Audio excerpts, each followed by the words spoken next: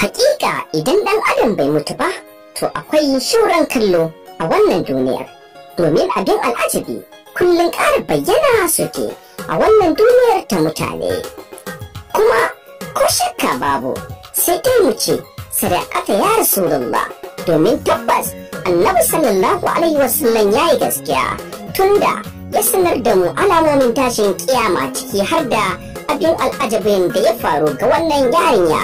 Ku biyo mu.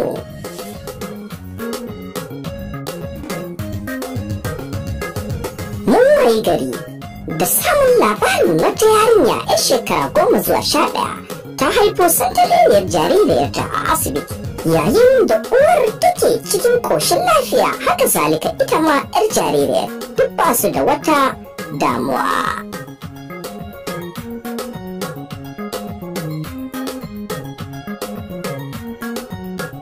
Tofa jama'a, kun ji yadda yarinya mai matuƙar ƙaramin shekaru ta iya renon ciki har tsawon wata 9, kuma ta haife abinta salin alin ba tare da miskila ba.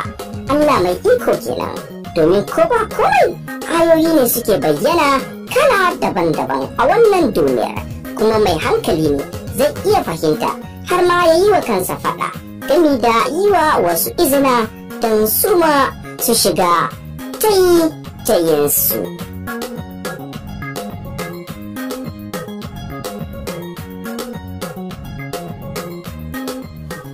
Allah Ubangiji ya sa mu gane kuma mu faɗaka da irin waɗannan bayyanannun ayoyin. Amin.